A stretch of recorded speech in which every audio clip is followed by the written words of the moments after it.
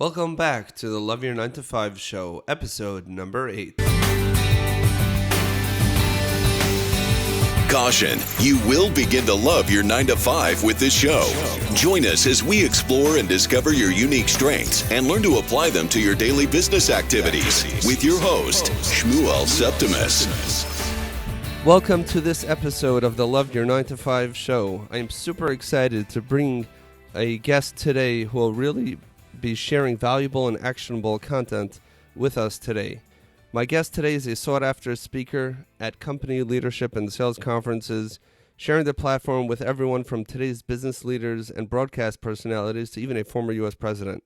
He is the author of a number of books on sales, marketing, and influence with total book sales of well over 1 million copies. His book, The Go-Giver, co-authored with John David Mann, has sold over 500,000 copies, and it has been translated into 21 languages.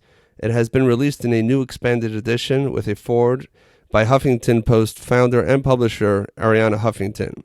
He is an advocate, supporter, and defender of the free enterprise system, believing that the amount of money one makes is directly proportional to how many people they serve. He is also an unapologetic animal fanatic and is a past member of the board of directors of Furry Friends Adoption Clinic and Ranch in his town of Jupiter, Florida. It is my utmost pleasure to introduce to everybody today's guest, Bob Burg. Bob, welcome to the show. Thank you, Shmuel. Great to be with you. Yes, it is really exciting to have you. As the avid and loyal listeners to the show know, that there have been at least 3 of the previous guests who have been asked, which one book would you recommend? And only one book? And okay, if it's one book, it's The Go-Giver. So, well, that's certainly nice to hear. Thank you. Sure. So as a result, I've read your book numerous times and have really identified with it, and I'm really excited that you've given us a little bit of your time to share with us some insights from that book. So thank you again for being with us. My absolute pleasure. So before we get started, if you don't mind, can you tell us a little bit about your background and how you came upon and developed some of the laws shared in the book, The Go-Giver? Well, I was very, very blessed to be born to great, wonderful parents who set the example of really what it meant to be people, good people. And I say that hopefully without bragging. I guess we shouldn't brag about our parents, but I feel free to. And so I had the example of 2 people who really added value to the lives of everyone they touched. And we wouldn't have used the name Go-Giver, but that's really what they were, and fortunately still are. I still have them, and so I grew up with that excellent example. As I got into the business world, I began as a broadcaster, first in radio and then in television as a newscaster. Okay. Was not particularly good at that. It was a small ABC affiliate in the Midwest United States. I could read the news, but I was young. I was 24. I really wasn't interested in the news. I was a sports guy who happened to have landed a job in news, and it really wasn't very long before I was out of news and into sales. I like to say I graduated into sales. Nice. For the first few months, I really floundered because I didn't know how to sell. I had no training, and the training at the company I was with was negligible at best. And so I, wasn't doing very well. Fortunately, I came upon a couple of books in a local bookstore. This is now almost 40 years ago. Wow. And books by Zig Ziglar and Tom Hopkins. And I read them and I studied them and I practiced. And really, within a very short time, my sales began to go through the roof. And the only real difference was that now I had a system. And I personally define a system as the process of predictably achieving a goal based on a logical and specific set of how-to principles. Wow. The key being predictability, right? If it's been proven that by doing A you'll get the desired result of B, then all you need to do is B, do A, and do A consistently, and you'll eventually get the desired result of B. And so from there, I began to teach selling. I was sales manager of a company, and eventually began to speak and then write. Okay, so really at that point, I mean, in your humility, you're downplaying it for us, but there was a shift where you said you graduated from the news and you graduated into sales, but you were floundering in the beginning. Yeah. And then there was some sort of a shift when you read those books. Something happened there that, you make it sound like it was so simple to, graduate from there to being a super salesman, to start speaking and having a system. So what was it there in those books that you kind of discovered, and how did you implement that to make and to have the success that you really had? Well, I never knew there was really anything to sales other than you go in, you knock on doors, or you call, or you do whatever you need to in order to see someone. You talk about your product or service, and you ask them if they want to buy. I mean, I didn't know any different. Oh, so that's But not how it is? no, I guess not. No. Okay. When you think about it, selling, and so many people really, because they don't or haven't had the opportunity to be involved in this field or what have you, they maybe think of selling as trying to convince someone to buy something they don't want or need. They think that's what selling is, when not only is that not selling, that's called being a con artist, right? Trying to get someone to buy something they don't want or need. That's not selling at all. Selling, defined, is really nothing more than discovering what the other person does want, does need, does desire, and helping them to get it. And the only way we can know that is to ask questions and listen. Well, And when we do that, now we can help this person help us to know how to serve them. well, so this is what's mentioned in the book. I know this is the value principle, which is the value is how much more you give in value than you take in payment, which sounds so counterintuitive. And I was mad at you when I heard that in the book, because that goes against what we're used to thinking. Can you expound on that a little bit? Yeah, and it's counterintuitive, and it can sound counterproductive when you first hear it. Give more in value than you take in payment. I mean, isn't that a recipe for bankruptcy? Right. And so we simply have to understand the difference between price and value. Price is a dollar figure. It's a dollar amount. It's finite. It is what it is. Value, on the other hand, is the relative worth or desirability of a thing, of something, to the end user or beholder. In other words, what is it about this thing, this product, service, concept, idea, that brings so much worth to it in someone's mind that they will willingly and excitedly exchange their money for this and be ecstatic that they did, while you make a very healthy profit. Can I give you a very quick example? Please do. Let's say you hire an accountant to do your taxes, Okay. and this accountant charges you, we're just going to name a round figure, $1,000. That's his fee, or literally his price, $1,000. Okay. But what value does he give you in exchange that makes this so fantastic for you? Well, through his years of study, and practice, and getting to know you and asking questions to understand your business and what you're looking to accomplish, and putting that all together, he's able to save you $5,000 on your taxes. He also saves you countless hours of time, and he provides you and your family with the peace of mind and security of knowing it was done correctly. So we see here, first off, that again, while price is finite, value can be both concrete in terms of the $5,000 savings, but it can also be conceptual in terms of the peace of mind, which probably holds more worth or value to you than even the money saved. So what he did is he gave you well over $5,000 in value or use value in exchange for $1,000 price or cash value. So he gave you more in value than he took in payment. So you feel great about it. Right. But he also made a very, very healthy profit. That is the difference between value and price. Right. Exactly. And so the difference between value and price is the degree to which this person's going to be very, very happy with having done business with you. Got it. And of course, we provide value over and above the intrinsic value of the product or service. In other words, how do you make people feel when they do business with you? What's the customer experience? How are they greeted when they come into your office or when they call? Do they get treated wonderfully, consistently? Do they feel people are paying attention to them and their needs? Are the people at your company empathetic to the needs of others? Do they show gratitude for their business and gratitude to everyone around them? There are many ways we can provide value over and above the intrinsic value of the product or service. Because let's face it, technology has leveled off the playing field. At Right. this point, most things can be commoditized. And if a prospective customer doesn't see any significant difference between any two products or services, it will always come down to who has the lowest price.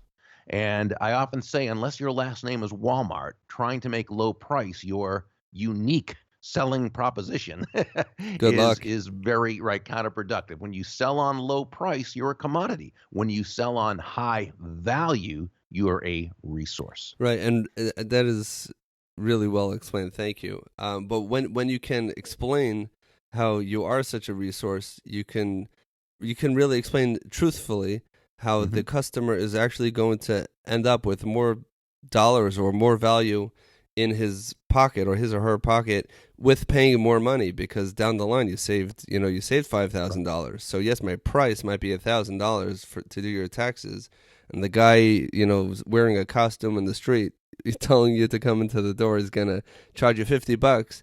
But Right. but you might have to pay $5,000 to use that guy's service, whereas using my service for $1,000, you actually saved yourself $4,000. So Sure. so that's a sweet deal, and that actually will lead us right into the next one of the laws, which is the law of compensation. And I would like if you can share all of them with the listeners, and we can see how that ties into their needs of defining their passions when we get further down. But how does that tie into compensation? Sure. The law of compensation says your income is determined by how many people you serve and how well you serve them. So, where law number one says to give more in value than you take in payment, law number two tells us that the more people whose lives we touch with the exceptional value we provide, the more money with which we'll be rewarded. If you take your accountant in the first example, uh, he did a wonderful job when it came to providing more, giving more in value than he took in payment. But it's not a matter of just having one client. If you were his only client, he wouldn't be making a very good living. But his other clients, he has many clients, and these clients feel the same way you feel about him. They feel great about him. They're They would excited. do business with him again, exactly, and they'd probably refer him to others. So our accountant is very quickly amassing what we call an army of personal walking ambassadors who are singing his praises. And as he continues to add that kind of exceptional value to the lives of more and more people, his income will continue to grow and grow. In other words, law number one, is Nicole Martin, the CEO in the story, as she explained to Joe, the protege, law number one equals your potential income. Law number two equals your actual income, because it has to do with how many lives you impact. Got it. And that can really lead us into the third law of influence. hmm Yeah, the law of influence says your influence is determined by how abundantly you place other people's interests first. Now, again, this one sounds counterintuitive at best, perhaps downright Pollyanna-ish at Right. worst. And yet, you think about it, the greatest leaders, the top influencers, the most successful, profitable salespeople, this is simply how they run their lives and conduct their businesses. They're always looking for ways to place the other person's interest first, to bring value to them. Now, let me qualify this, if I may. When Sure. we say place the other person's interest first, we certainly do not mean you should be anyone's doormat or a martyr or self-sacrificial in any way. Absolutely not at all. It's Okay. just as several of the mentors in the story told Joe, the golden rule of business says all things being equal, people will do business with and refer business to those people they know, like, and trust. And there's no faster, more powerful, or more effective way to elicit those feelings toward you in others than by genuinely and authentically moving from what we call an I focus or me focus to an other focus, looking for ways to, as Sam, one of the mentors, advised Joe, make your win all about the other person's win. And when you develop the reputation for doing that, wow, you just attract great people to you, and you become very sought out in your field. Right. I mean, that is brought out so beautifully in the story where I think Deborah Davenport, is that her name? But she explains how she became so successful with her real estate sales, or maybe I'm mixing together the two stories. Am I? Oh, well, that's okay. That was Sam who told that one, and then Deborah's the next one, authenticity. However, the reason why though is that they all tie in together. So any one of the mentors in the story could have talked about any of the other That is because they true. all five of them work together in conjunction. And but once she dropped all the sales pitches that she learned, and it was Mhm. just said, you know what, I'm not even trying to sell at all, and I don't even know the asking price, and we're just gonna connect as real human beings. And then all of a sudden, that's when things started to happen. Yeah, Right? and that's where the law of authenticity comes in. And this says the most valuable gift you have to offer is yourself. Um, and what this really simply says, and what she learned, a very important lesson that she shared, is that as important that all the skills in the world, the sales skills, technical skills, people skills, as important as they are, and they are all important. Hmm. They're also all for naught if you don't come at it from your true, authentic core. You can't Now, fake it. right. Now, when you do show up, as we like to say, as yourself, day after day, week after week, month after month, people feel good about you. They feel comfortable with you. They know you, like you, and trust you. They feel safe with you, and they're much more likely to want to be in a relationship with you, do business with you if they need what you have, and certainly refer you to those who they know. Got it. So let's, if you don't mind, let's talk about receptivity for a moment, and then I want to come Sure. back to authenticity. So, what is the last law of receptivity? Yeah, well, this one says that the key to effective giving is to stay open to receiving.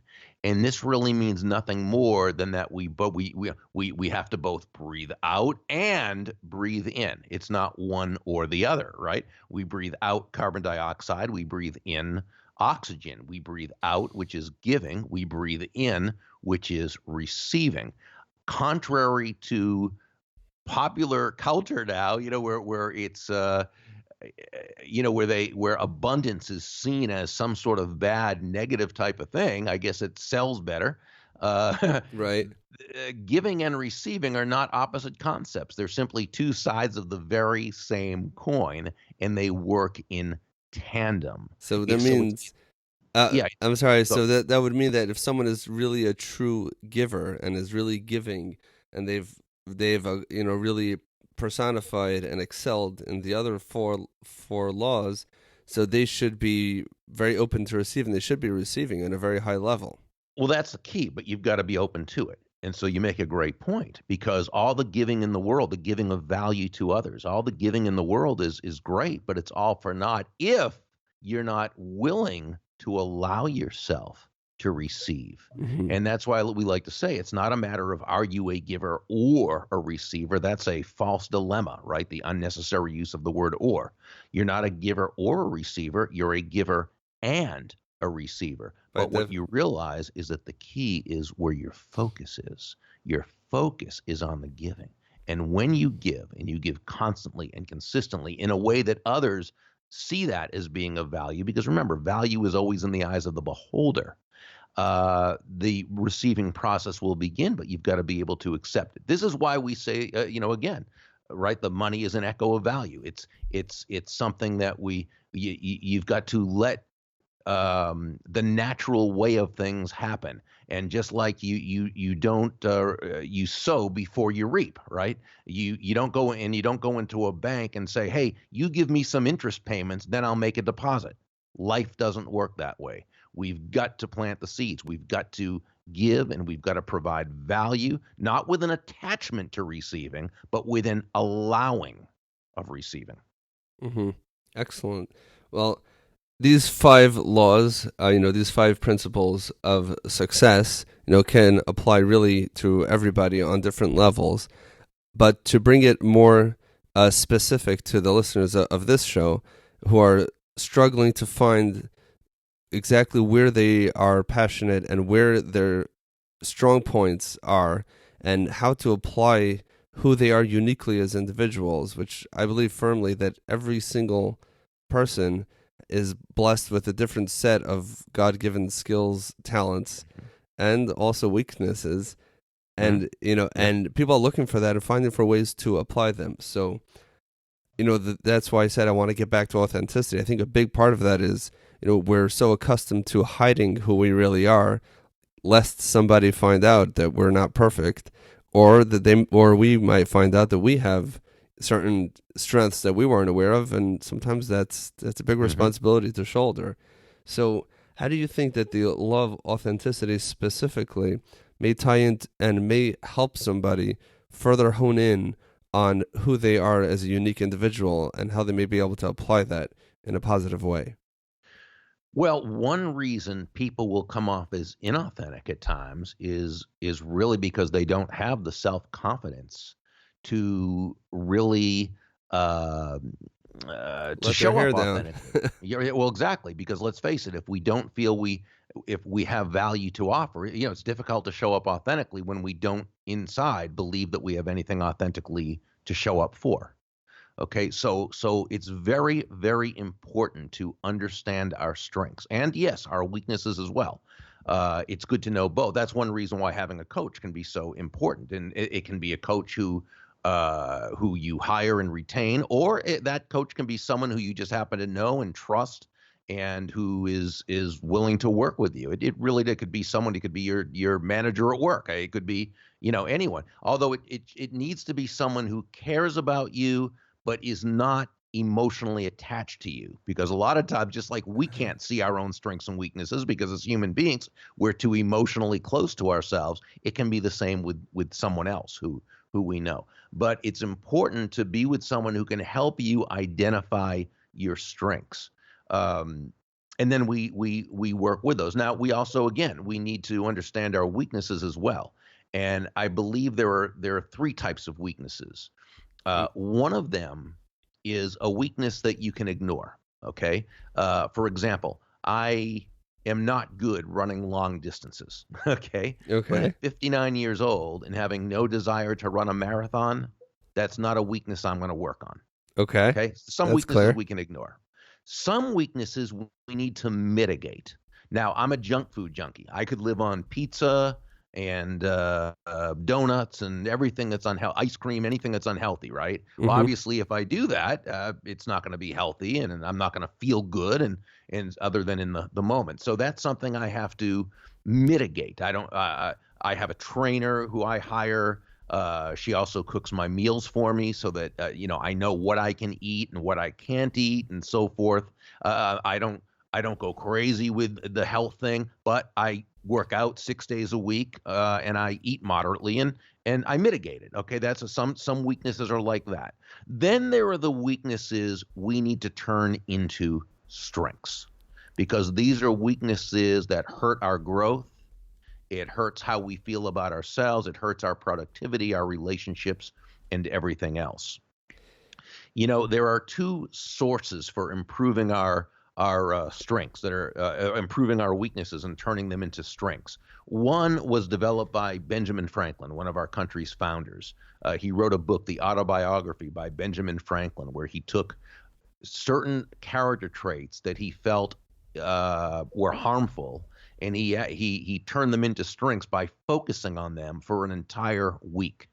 And going through this, so he would, one week would be focus on gratitude, another would be on thrift, another would be on using kind words, another would be on, and he'd do this. He had 13 traits, what he called the 13 virtues, and he'd work on these one a week. And after 13 weeks, he'd repeat it. He'd repeat it 4 times for the year, because 13 times 4 are 52. Now, another That's source for this, oh, I'm sorry, go ahead. no, that's phenomenal. Go Yeah, ahead. What's the second one? Another source for this is something called cheshbon hanefesh, which, as you know, in Hebrew, is a spiritual accounting. And this was brought into play back around the same time as Franklin. In fact, there's argument as to who kind of came up with it first, or if it played off each other. But this was from something called the Musar, or ethics movement, where it's the same thing, where you, again, work on that same those 13 traits. Now, what I did is, with mine, because I really had some, and this was about 25 years ago now, I really had some character weaknesses that I needed to change into strengths. And this is something that just really helped me so much. Now, So those are the weaknesses, and those are the ones that we need to turn into strengths. But those that are our strengths, this is what we really want to focus on and lead with. Because while we should be working on our weaknesses, the ones that we need to work on, that third category, as we deal with people during the day, we need to operate from or lead with our strengths. And we all have these strengths and talents and traits and characteristics that add value to the marketplace, that add value to the world. And that's what we need to lead with. And we need to be able to understand what those strengths. See, sometimes, again, because we're so close to ourselves, we may have a certain talent or skill or strength, but because we have it, we assume everyone has it. And Right. thus it's no big deal. But again, that's where a coach or someone can come into play and say, no, this is something fantastic. This is something that you have that most people don't have, and you can use this to add great value to others. Excellent. You said something. You said a lot of things that were wonderful, but specifically, the third group of weaknesses, which cannot just be mitigated, and they're a little bit more severe. But Right. instead of mitigating them, you mentioned that you turn them into strengths. Turn them into strengths. Yeah, Exactly. which is amazing. I've done, in my research on this topic, I don't know the source offhand, but I've come across where it's quoted as saying, if you're looking for your strengths, you can look for your area of your biggest weakness, and sometimes that's your strength in disguise. Now, not that could be dangerous. Yeah. Oh, yeah. Well, yes, it can. But hey, but I'll tell you, there's some of my weaknesses, and and I'd be careful with that. And at the same time, I can tell you firsthand, some of my weaknesses that I did turn into strengths have been those that have been the best for me. For example, for whatever reason it is, I really did not live in gratitude. I did not have a sense of appreciation, and I used to focus very much on what was wrong with situations rather than what was right. And hey, like anyone, I had my problems, and some of them were very serious problems. But nonetheless, in many ways, I was very, very fortunate. But what I focused on was only the bad. And when you think about it, gratitude is really the trait that makes happiness possible, because you can have everything, right? And the sages asked, who is rich? And they answered, that person who rejoices in their lot. Well, you can have a wonderful lot, but if you don't rejoice in it, and when I say lot, I mean the love of family and friends, a roof over your head, a good job, or opportunity, what have you. If you don't have gratitude for it, if you don't rejoice in it, it's the same as not having it. So I really worked first on gratitude. That was a biggie for me. And once I turned that around, it made a huge difference in my life and my level of happiness and success and everything that came with it. Right. And to add to that, it goes conversely as well, that once you're really satisfied with your lot, it doesn't have to be a lot, pun intended. It could even be a little. Right. But just focusing on, there are so many people who are, who don't have a lot and walk around with a certain sense of serenity and, and contentment, because they realize, what they have, and they appreciate that. Obviously, it's easier to be grateful when you have more to be grateful for. But, the paradox is when you're grateful before you have a lot, before you have a lot of a lot, right?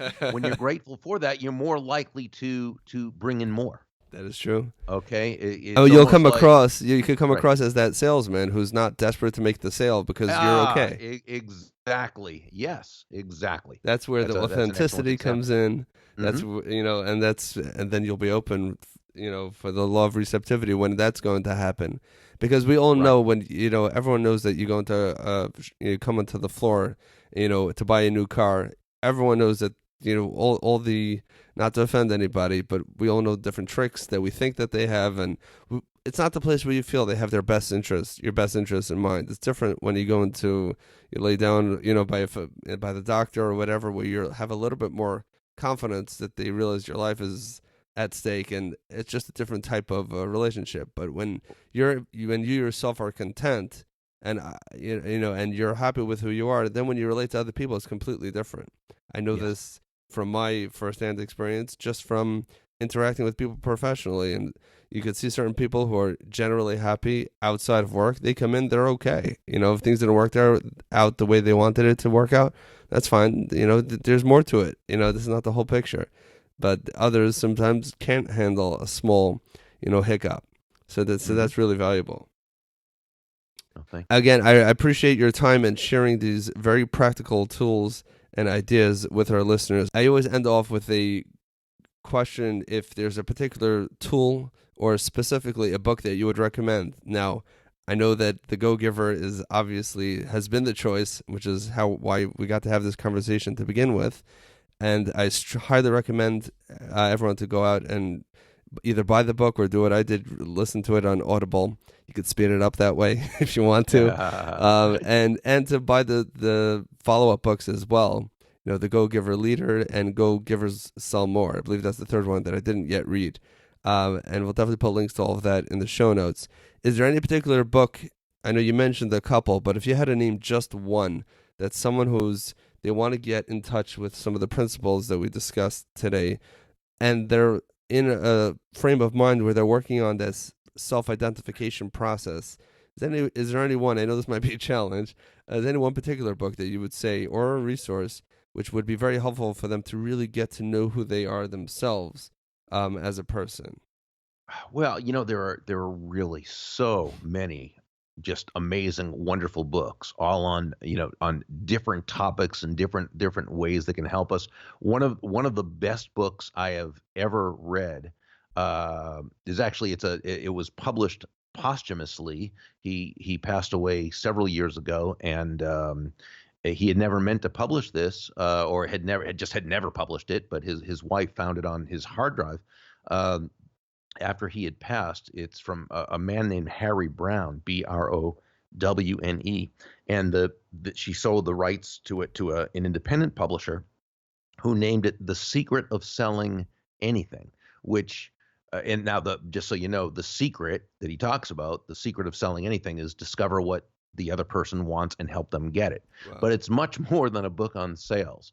It's really a book on understanding human nature and honoring human nature, not trying to change human nature, but working within it. Nice. And understanding what drives, others. And what it does is it also, I think, helps us see what drives us. If you can remind me, I believe it's somewhere in one of your books, during our conversation, someone points out, I know that's a little bit vague, that from one of the most genuine human interactions is sales, because if what you're selling is not real, and if the price is not real, and if you don't really value what I have, I'm going to walk away. A family member might give you a second chance, and a coworker or a boss, it might be a little bit different. But if you need something and I'm offering you something and we're going to make that exchange, that there's something very, very authentic about that, which in order to be successful with it, it would, you need to really inculcate some of these principles, or all of the principles that we discussed and what's mentioned in that book. Am I misquoting? It's fun. I sort of recognize I recognize it, and yet I can't think of where exactly that was. That's fine. But the point is still made, and that's absolutely true. I mean, it's got to be something that both people feel good about, both people benefit. Harry Brown, who I just referred to, he said that the main characteristic of a business exchange, of a free market exchange, is that both parties profit. Both parties, again, Awesome. come away better off than they were beforehand. Right. And to do that, you've got to feel good about it. To do that, both the salesperson and the customer needs to feel good about the exchange. And if it's not a genuine, authentic transaction, if you will, it's not going to feel good. It's going to feel less than real, and it's not going to lead to furthering that relationship. Thank you. That is an excellent recommendation. If our listeners want to follow, when they want to follow you and see what you're up to next, or if they want to reach out to you, what is the best way for them to know everything that has to do with you? The Not the everything. best place to go to, right? They probably don't. There's probably even more here than they even want to know. But I would just say to visit the website at The Go Giver, without the hyphen in this case, thegogiver.com. And when they go there, they can join the Go Giver movement if they'd like, which is our Facebook page where we put a quote up every day with a nice graphic that shares a lesson. Nice. They can subscribe to the podcast if they'd like to, and they can get a free chapter or excerpt of The Go Giver and see if they like the book, like what they see that thus far. Then they can always click through, and they can contact me as well, or they can connect with me online on social media. Okay, excellent. Thank you so much for sharing that. I would highly recommend the listeners to go straight to Amazon and buy the book. It is absolutely life-changing. Thank you so much, Bob, for your time today. I really appreciate it. You've shared so much value, and this is definitely a great sale. You've definitely shared so much with the listeners, and I just really wish you all the best and hope that you can continue giving for many years to come. Well, thank you. That's very, very kind of you. I'm so grateful to be on your show and to get a chance to speak with everyone. Thank you for having me.